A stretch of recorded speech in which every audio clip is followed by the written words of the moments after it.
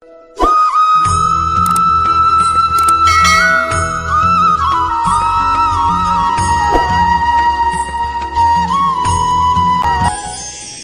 সকলেই সময়ের গুরুত্ব বুঝি। সময় আমাদের তৈরি করে আর সময়ই আমাদের নষ্ট করে দেয়। কখনো ভালো সময় আসে আর কখনো ভীষণ খারাপ সময় আসে। তবে আশ্চর্যের বিষয় এটাই যে সব জেনেও আমরা সময় নষ্ট করি। মনে রাখবেন, সময় শুধু বয়ে যায়, কখনো ফিরে আসে না। তাই ভালো সময় আসার অপেক্ষায় সময় নষ্ট করবেন না। যাই করবেন আজ, এক্ষুনি, এই মুহূর্তে শুরু করুন। তা সেটা কাউকে আনন্দ দেওয়াই হোক বা নিজেকে বদলানোর চেষ্টা করা হোক, যাই হোক না কেন, বিলম্ব করবেন না। কারণ সময় শুধুমাত্র তাকেই সঙ্গ দেয় যে সর্বদা সময়কে সম্মান করে। রাধা রাধা। কখনো কখনো আমরা নিজের মা বাবার ওপর কতটা রেগে যাই, মনে করি ওনাদের মন আমাদের দিকেই নেই। আমরা ভাবি ওনাদের কাছে আমাদের কোনো অস্তিত্বই নেই, আর তাই আমরা রেগে যাই। কিন্তু আপনি কি কখনো এমন অনুভব করেছেন যে আমাদের চোখ দিয়ে আমরা আমাদের নাক কখনো দেখতেই পাই না? কারণ তা চোখের ভীষণই কাছে থাকে, দুই চোখের মাঝখানে। কিন্তু যখন কেউ মুখে আঘাত করে, হাত সর্বপ্রথম নাককেই সুরক্ষিত করার চেষ্টা করে। মাতা পিতাও অনেকটা এরকমই হয়। আপনার ভালোর জন্য, আপনার সুরক্ষার জন্য তারা সবসময় তৈরি। তাই তাদের প্রেমকে কখনো সন্দেহ করবেন না। আবশ্যক নয় তাদের প্রেম আপনি সবসময় স্পষ্টভাবে দেখতে পাবেন, কারণ এই এক এমন প্রেম যা সর্বদাই আপনার সাথে ঢাল হয়ে আপনার রক্ষা করতে থাকবে। রাধা রাধা। এই সংসারে সম্পর্ক অত্যন্ত গুরুত্বপূর্ণ। এবারে প্রশ্ন এটাই যে সম্পর্ক কেমন হওয়া উচিত। সম্পর্ক কথার শুরুতেই সম শব্দ আসে। সম অর্থাৎ সমতা। তাই কারোর সাথে সম্পর্ক পালন করতে গিয়ে এতটাও নিচু হবেন না যে ওঠার জন্য কারোর সাহায্যের প্রয়োজন পড়ে। মনে রাখবেন, যে ছোট করতে চায় সে কখনো সম্পর্ক পালন করতে পারবে না। সম্পর্ক তার সাথেই বাঁধুন যে আপনাকে সমান মনে করে, আপনাকে সম্মান করে। কারণ সম্মান দ্বারাই সম্পর্ক স্বীকৃতি পাবে আর সমৃদ্ধ হবে। রাধা রাধা। কখনো ভেবেছেন যখন মাতা সন্তানকে জন্ম দেয় তখন কি হয়? 9 মাস গর্ভে ধারণ, প্রসবের তীব্র যন্ত্রণা, যে যন্ত্রণা এতটাই ভয়ানক হয় যে মনে হয় সন্তানের জন্মের সাথে মাতারও এক নতুন জন্ম হচ্ছে। আর এই জন্মের সাথে শেষ হয় মাতার যন্ত্রণার। কিন্তু যদি আপনি আপনার দৃষ্টিভঙ্গি পাল্টে দেখেন, তাহলে আপনি বুঝতে পারবেন যে এই যন্ত্রণার অন্ত এক অপার আনন্দের প্রারম্ভ। প্রারম্ভ সন্তানের, আর সন্তান মাতা পিতার জন্য সুখের প্রারম্ভ। জীবনের সাথে এটাই হয়। আমরা কখনো কখনো কোনো সম্পর্ক বা পরিস্থিতির যন্ত্রণার অন্তের জন্য এত বিচলিত হয়ে যাই যে সেই আনন্দের প্রারম্ভ আমরা দেখতেই পাই না। মনে রাখবেন, যন্ত্রণা আনন্দের প্রারম্ভের লক্ষণ মাত্র। রাধা রাধা। সংসারে সব থেকে কঠিন কাজ কি? কেউ বলবেন পর্বত আরোহণ করা, কেউ বলবেন সাঁতার কাটা, কেউ বলবেন আকাশে ওড়া। কিন্তু বাস্তবে সত্যি কি এগুলি কঠিন? আসলে যদি দেখা যায় তো এগুলি কিছুটা আলাদা।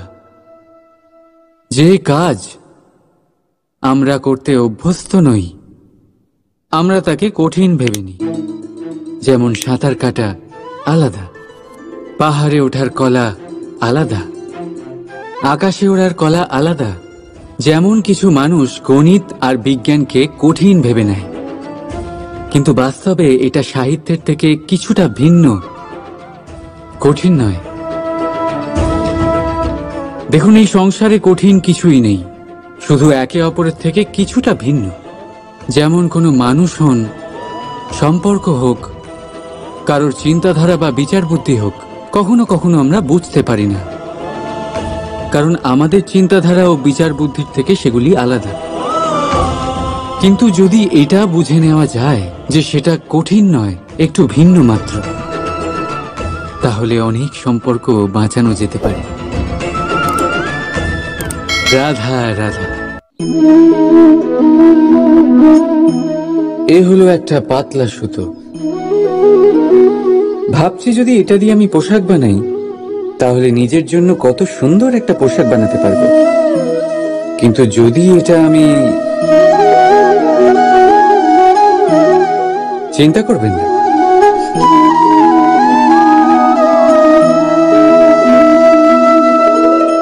দেখুন এই সুতো জোড়া লেগে গেল। শুধু পার্থক্য হচ্ছে এটাই যে আগের মতো এটা আর সরল নেই, আর এটার দৈর্ঘ্য আগের থেকে কিছুটা কমে গেছে। এই সংসারে প্রেমের সাথেও ঠিক এটাই হতে পারে। প্রেমের এই সুতো যা দুই মানুষকে একসাথে বেঁধে রাখে, অহংকার আর স্বার্থের আঘাত সে সহ্য করতে পারে না, ছিঁড়ে যায়। চেষ্টা করলে আবার এই সম্পর্ক হয়তো জোড়া লাগতে পারে, কিন্তু তা আগের মতো কখনোই থাকে না, কারণ মনে গিঁট পড়ে যায়। সেই জন্য প্রেমকে স্নেহের সাথে সামলে রাখুন, অহংকার আর স্বার্থের থেকে দূরে থাকুন। রাধা রাধা। সময় বড়ই বিচিত্র অনুভব দেয়। যখন অপেক্ষা করছেন তখন অনেক লম্বা হয়ে যায়। প্রতিটা মুহূর্ত একটা গোটা দিনের মতো মনে হয়। ঠিক সেইভাবেই যদি কোথাও যেতে দেরি হয়, তখন সময় দৌড়তে থাকে। প্রসন্নতায় বয়ে যায় আর নিরাশায় থমকে যায়। আপনদের সাথে থাকলে সময়ের খেয়ালই থাকে না, শত্রুদের সাথে থাকলে সেই সময়ই খারাপ হয়ে যায়। কিন্তু এটাই কি সত্যি বাস্তব? না, সময় তো সময়ই হয়, নিজের গতিতেই চলে সে। শুধু সেই গতির আভাস আমাদের মানসিক অবস্থা অনুযায়ী বদলে যেতে থাকে। তাই এই সমস্যা সময়ের নয়, আমাদের মানসিকতা। তাই নিজেকে খুশি রাখুন, অন্যদেরও খুশি রাখুন। আগের সমস্ত ঘটনা ভুলে যান আর একটা উজ্জ্বল ভবিষ্যতের দিকে অগ্রসর হন। সময় সব সময় ভালোই লাগবে। প্রেম করুন সবার সাথে, সময় সব সময় সুখেই কাটবে। রাধা রাধা। আমরা সকলেই মনে করি যে আমাদের জীবনে কখনো কখনো কোনো না কোনো স্থানে প্রেম হয়েই থাকে। সেটা মাতা পিতার আর সন্তানের প্রেম হোক, জ্ঞানীর জ্ঞানের সাথে হোক, কোনো শিল্পীর নিজের শিল্পের সাথে হোক, ইত্যাদি ইত্যাদি। কিন্তু বাস্তবে এটা কি সত্যি প্রেম? মোহও তো হতে পারে। এবার আপনারা জিজ্ঞেস করবেন, প্রেম আর মোহর মধ্যে পার্থক্য কি? পার্থক্য হলো বন্ধনের। যা আপনাকে বাঁধে তা হলো মোহ, প্রেম নয়। প্রেম সেটাই যে আপনাকে মুক্ত করে উন্নয়নের দিকে পাঠায়। চলুন আপনাকে একটা উদাহরণ দিই। কিছু মাতা পিতা নিজের সন্তানকে কোনো অন্য নগরীতে পড়তে পাঠাতে পারেন না, নিজের সন্তানকে তার বন্ধুদের সাথে খেলতে দিতে পারেন না। চিন্তা করেন যে তাদের সন্তানের যাতে কষ্ট না হয়, আর তাই জন্য তাদের বেঁধে রাখেন। এটা প্রেম নয়, এটা মোহ। কারণ যদি এটা প্রেম হতো, তাহলে ওনারা চাইতেন যে সন্তান মাতা পিতার আশ্রয় থেকে বেরিয়ে এই সংসারকে দেখুক, তাকে বুঝুক, আর তার থেকে জ্ঞান অর্জন করুক, নিজের অভিজ্ঞতার থেকে শিক্ষা নিয়ে নিজের একটা ব্যক্তিত্ব বানাক। মনে রাখবেন, মোহ থেকে ভয় জন্ম নেয়, আর প্রেম থেকে শুধুই আনন্দ। সেই কারণে বাঁধবেন না, মুক্ত করুন, কারণ এটাই প্রেম। রাধা রাধা। এই ফলটা দেখছেন আপনি, এটা সেই ফল যেটা গাছের সবচেয়ে উঁচু ডালে পাওয়া যায়,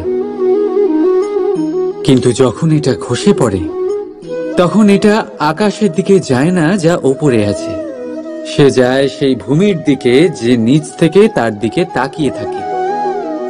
কেন? কারণ এই ফলের নিজের উচ্চতার ধারণা মাটির থেকে নিজের দূরত্ব দেখে হয়।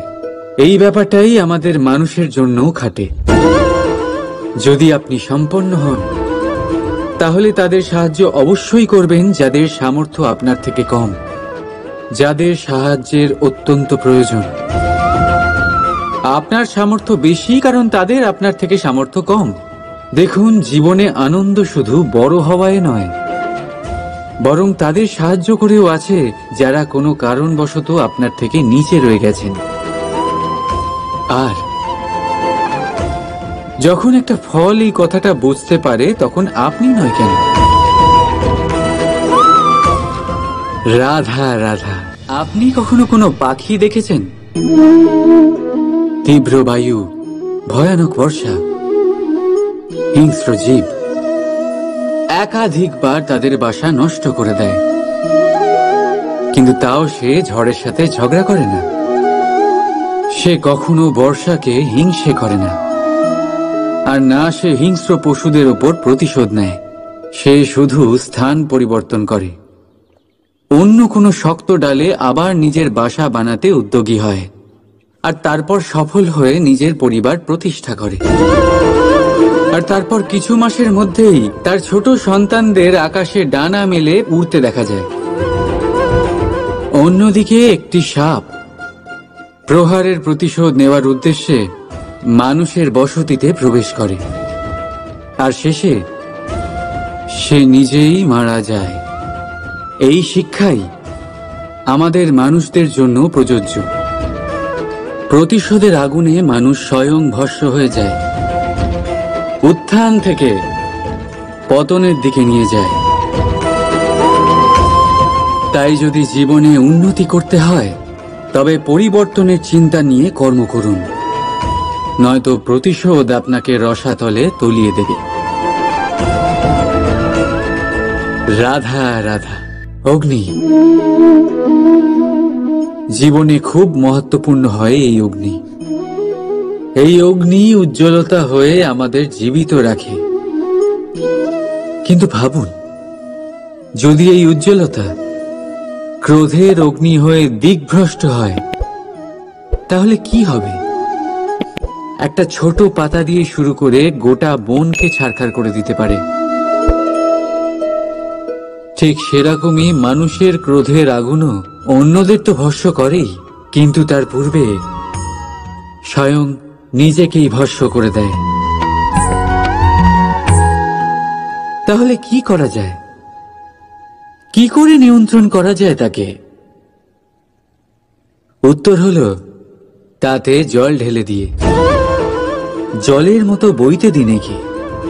ঠিক সেইভাবে যেমন সূর্য নিজের অগ্নিকে তেজ বানিয়ে আপনার কাছে পৌঁছে দেয়। এটাই পার্থক্য সূর্যের অগ্নি আর ক্রোধের অগ্নির মধ্যে। সূর্যের অগ্নি বিচ্ছুরিত হয়ে প্রতিফলিত হয়ে আসে, আর সেই জন্যই তাকে তেজ বলা হয়। অন্যদিকে আমাদের ক্রোধের আগুনের কোনো সীমাই থাকে না। তাহলে নিজের অন্তরের শক্তিকে ক্রোধের আগুন বানিয়ে জ্বালাতে চান, নাকি উজ্জ্বলতা বানিয়ে বিস্তারিত করতে চান? সিদ্ধান্ত আপনার। রাধা রাধা। আমাদের সকলের জীবনে কখনো না কখনো পাথর দ্বারা আঘাত লাগেই, আর এই সংসারও আমাদের উপরে কখনো না কখনো পাথর বর্ষণ করে। কখনো আমাদের খারাপ ভেবে, আর কখনো আমাদের অসফল ভেবে, কখনো আমাদের বুদ্ধিহীন ভেবে। কারণ অনেক আছে, কিন্তু এই পাথর দ্বারা আমরা আঘাত পাবো কি পাবো না তা সম্পূর্ণ আমাদের হাতে। হয় আপনি এই পাথরের আঘাত পেয়ে চোখের জলে ডুবে থাকতে পারেন, আর নয়তো যদি আপনি চান তাহলে এই পাথর দিয়ে সেতু বানিয়ে সকল সমস্যার সাগর অতিক্রম করতে পারেন। সিদ্ধান্ত আপনার। এই পাথর এ হলো প্রতীক আমাদের নিন্দার, আমাদের আলোচনার। যে এই আলোচনা নাকারাত্মকভাবে দেখবে সে শুধুমাত্র কষ্টই পাবে, আর যে এই আলোচনাকে নিজের বিকাশের আধার বানাবে সেই সাফল্যের চূড়ায় পৌঁছবে।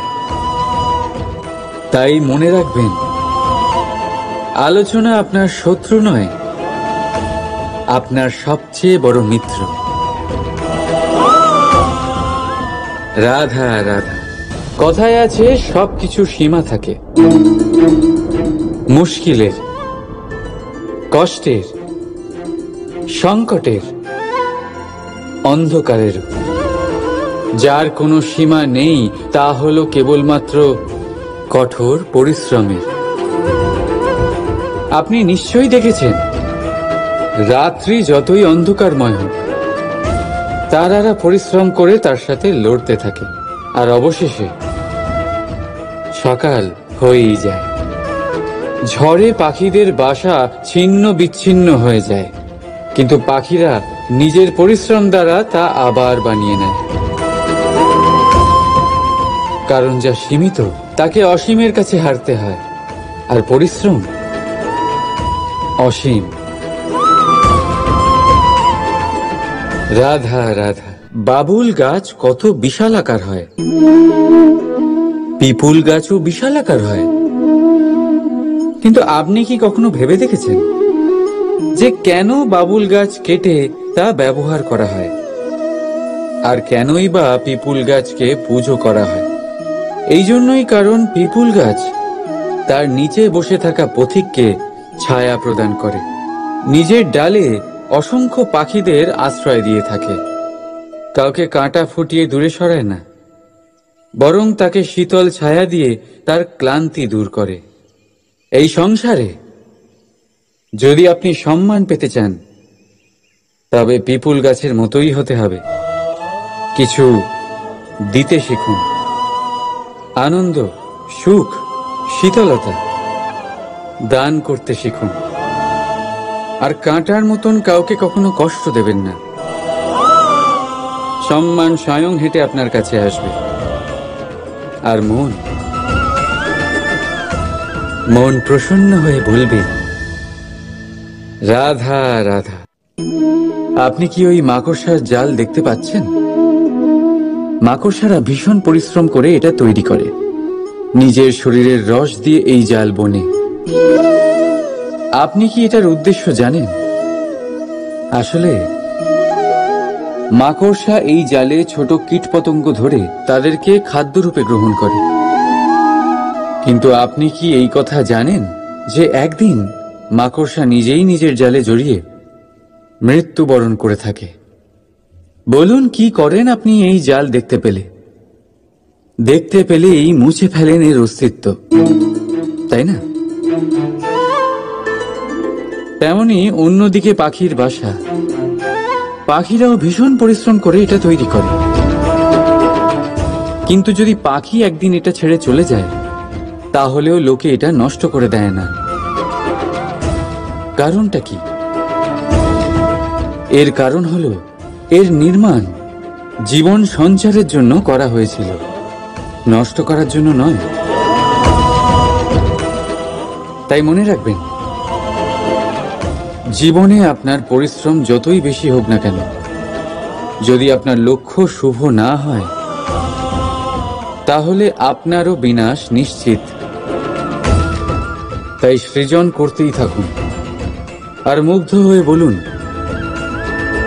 রাধা রাধা। বলুন, শ্রেষ্ঠ কে? রেশমের সুতো যিনি তৈরি করেন, নাকি তিনি যিনি এই সুতো দিয়ে বস্ত্র তৈরি করেন? নিশ্চিতভাবে যিনি বস্ত্র বানান। এবারে বলুন, শ্রেষ্ঠ কে?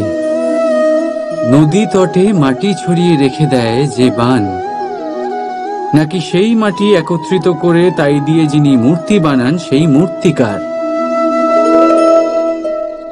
নিশ্চিতভাবেই মূর্তিকার। এবারে বলুন, শ্রেষ্ঠ কে?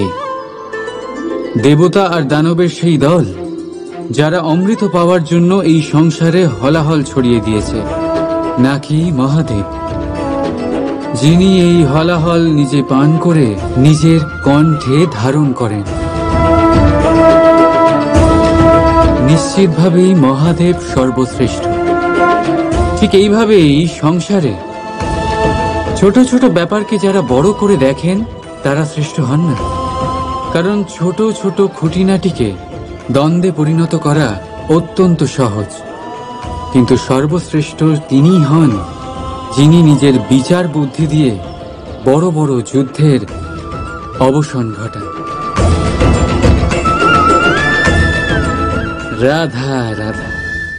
এই সংসার অনেকটাই বড়, আর আমরা তার কাছে অত্যন্ত নগণ্য।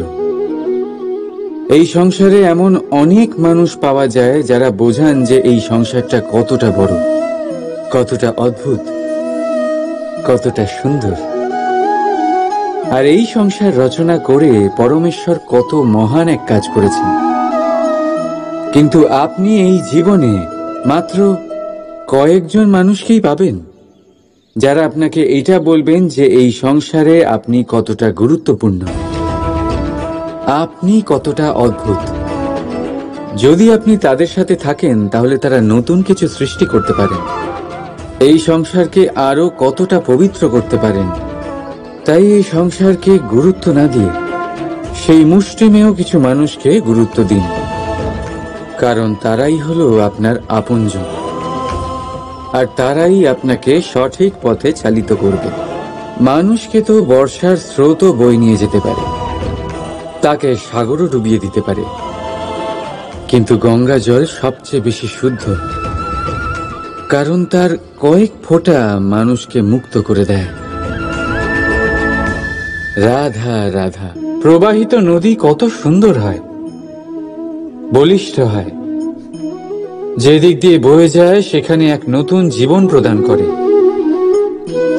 ধরণীকে উর্বর করে, আকাল দূরে রাখে। আর হয়তো এই জন্যই নদীকে মায়ের মতো পুজো করা হয়। কিন্তু আপনি কি কখনো ভেবে দেখেছেন যে নদীর জন্ম কি করে হয়? এ কি শুরু থেকেই এমন বিশাল আর খরস্রোতা হয়? না, বৃষ্টির ছোট ছোট ফোঁটা একসাথে সম্মিলিত হয়ে এক সূক্ষ্ম ধারা তৈরি করে, আর সেই ধারাগুলি পর্বতের বরফ কেটে তাদেরকে গলিয়ে জলপ্রপাত হয়ে ঝরে পড়ে পাথরের সাথে ধাক্কা খেয়ে তারপরেই সে নদী হয়ে ওঠে। ঠিক সেইভাবেই এত সহজে কেউ মহান হয়ে ওঠে না। ছোট ছোট চেষ্টা মিলে এক বিশাল ব্যক্তিত্ব তৈরি করে। তাই জীবনে সর্বদাই চেষ্টা করতে থাকুন, অস্তিত্ব নিজে থেকেই প্রকাশ পাবে। রাধা রাধা। মিষ্টি জল সবার পছন্দ, কিন্তু নোনতা জল কেউ পছন্দ করে না। এইবার ভাবার বিষয় হলো মুক্ত, যা সমুদ্রের গহ্বরেই তৈরি হয়। নোনতা জলের মধ্যে থেকেই প্রতি মুহূর্তে অন্য প্রাণীদের থেকে বেঁচে নিজের অস্তিত্বকে বাজি রেখে ঝিনুক মুক্ত প্রদান করে থাকে। কখনো ভেবেছেন কেন? কারণ সংকটের সম্মুখীন না হয়ে, চরম পরিস্থিতির সাথে না জড়িয়ে আপনার কখনোই সুখ প্রাপ্তি হবে না। তাই নির্ভীক হয়ে সংকটের সম্মুখীন হন, আর আমার সাথে ভালোবেসে বলুন রাধা রাধা।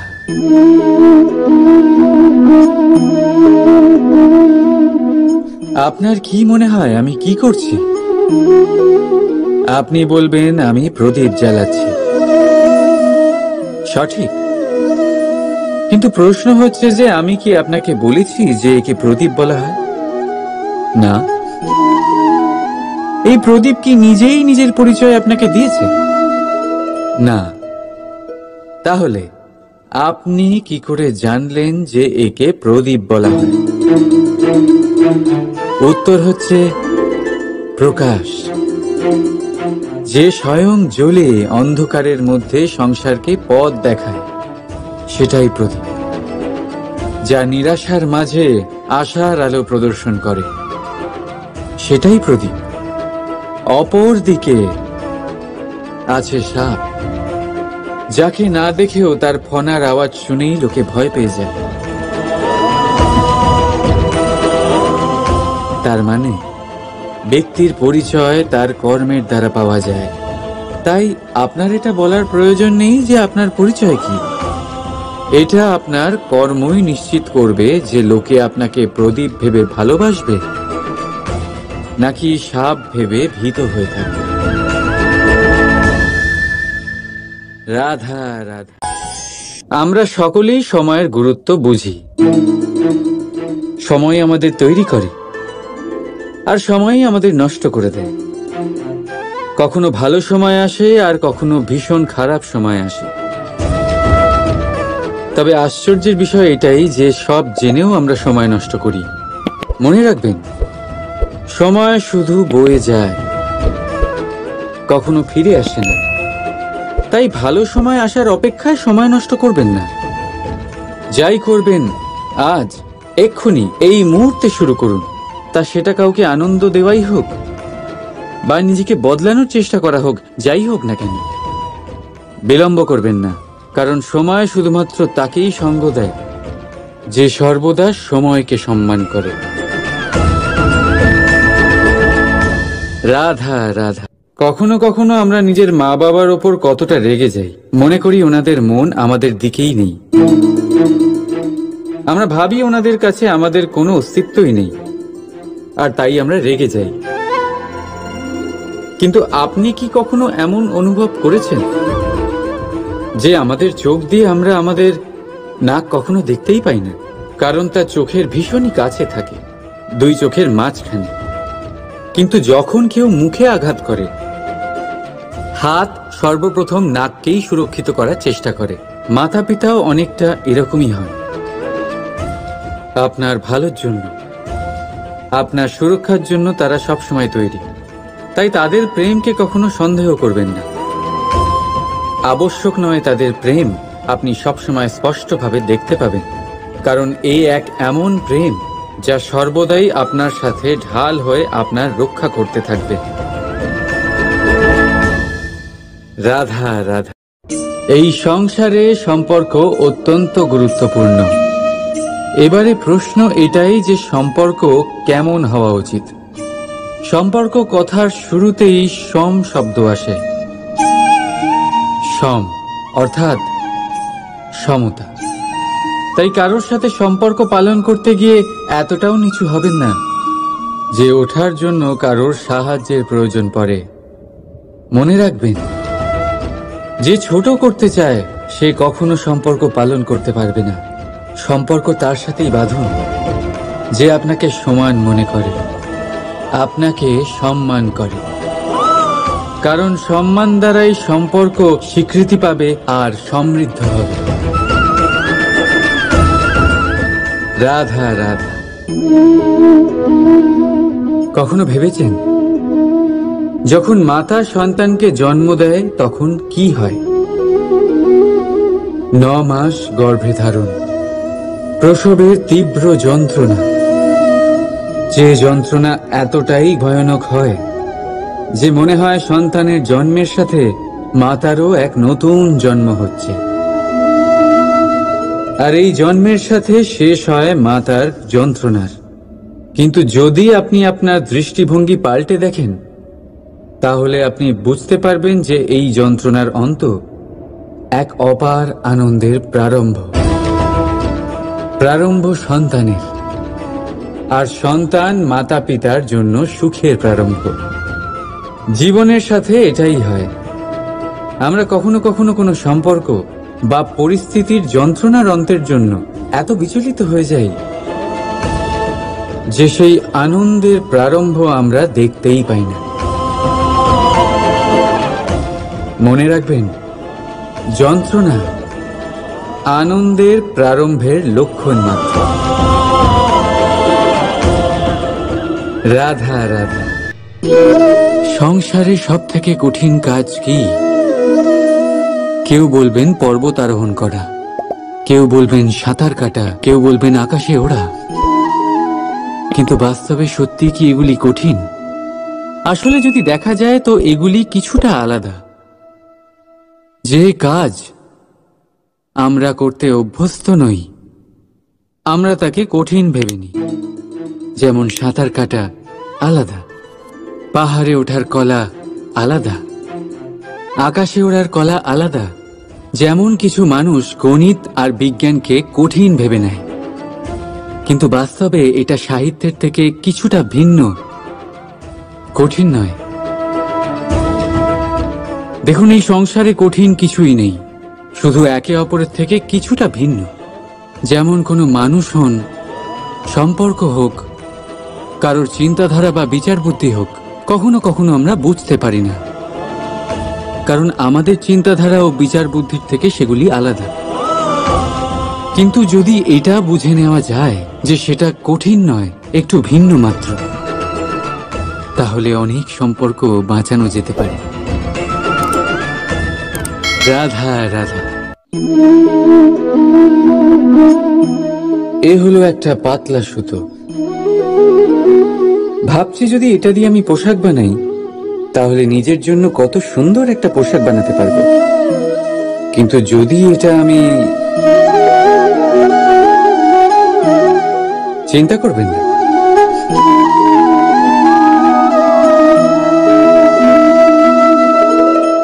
দেখুন এই সুতো জোড়া লেগে গেল।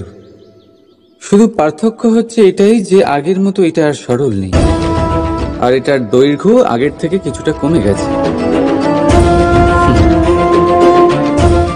এই সংসারে প্রেমের সাথেও ঠিক এটাই হতে পারে।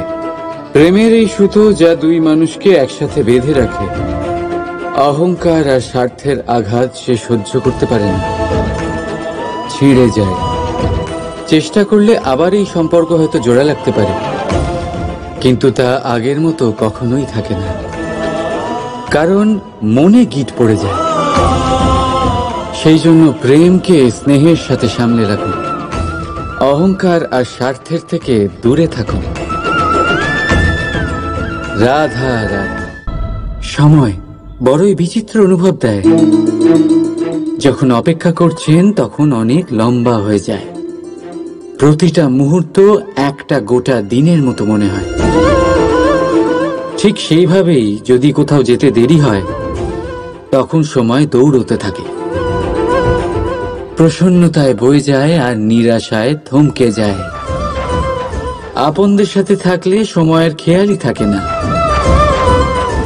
শত্রুদের সাথে থাকলে সেই সময়ই খারাপ হয়ে যায়। কিন্তু এটাই কি সত্যি বাস্তব?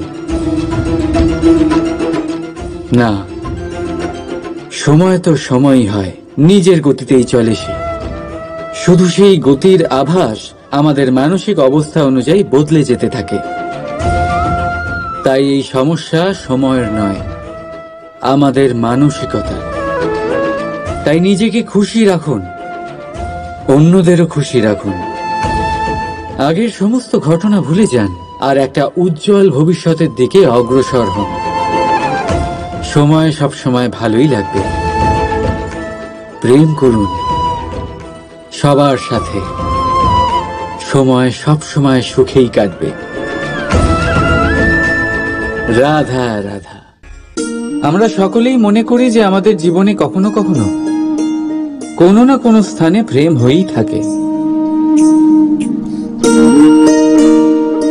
সেটা মাতা পিতার আর সন্তানের প্রেম হোক, জ্ঞানীর জ্ঞানের সাথে হোক, কোনো শিল্পীর নিজের শিল্পের সাথে হোক, ইত্যাদি ইত্যাদি।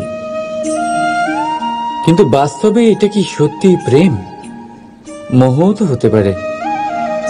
এবার আপনারা জিজ্ঞেস করবেন প্রেম আর মোহর মধ্যে পার্থক্য কি? পার্থক্য হলো বন্ধনের। যা আপনাকে বাঁধে তা হলো মোহ, প্রেম নয়। প্রেম সেটাই যা আপনাকে মুক্ত করে উন্নয়নের দিকে পাঠায়। চলুন আপনাকে একটা উদাহরণ দিই।